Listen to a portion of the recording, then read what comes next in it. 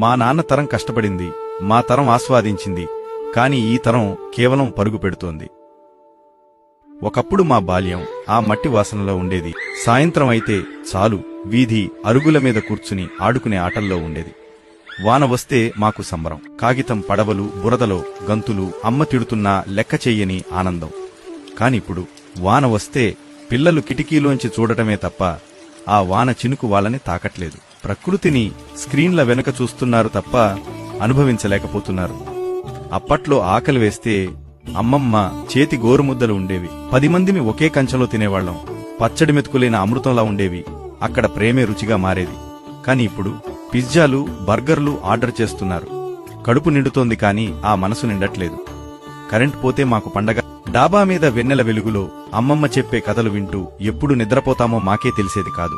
ఆ చల్లగాలి ముందు ఏ ఏసీ కూలింగ్ పనికొస్తుంది చెప్పండి. ఇప్పుడు కరెంట్ పోతే విసుగు, ఇన్వర్టర్ల శబ్దం, ఆకాశం వైపు చూసే తీరిక ఎవరికీ లేదు. అప్పట్లో ఒక ఉత్తరం వస్తే అది చదివి వినిపించడానికి ఊరంతా పోగయ్యేది. అందులో ఉన్నది కేవలం సమాచారం కాదు, ఒక ఎమోషన్. ఇప్పుడు వాట్సాప్లో క్షణాల్లో మెసేజ్ వస్తోంది, కానీ అందులో ప్రాణం ఉండడం లేదు.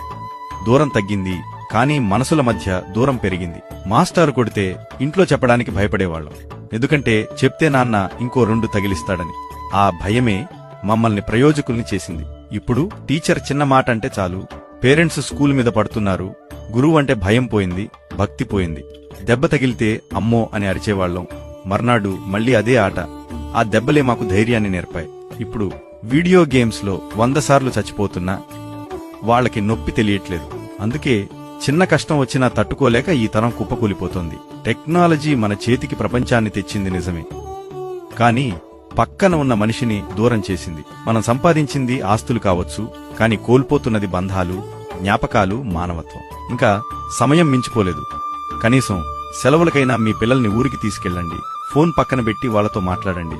మట్టిని తాకనివ్వండి, మనుషులతో కలవనివ్వండి.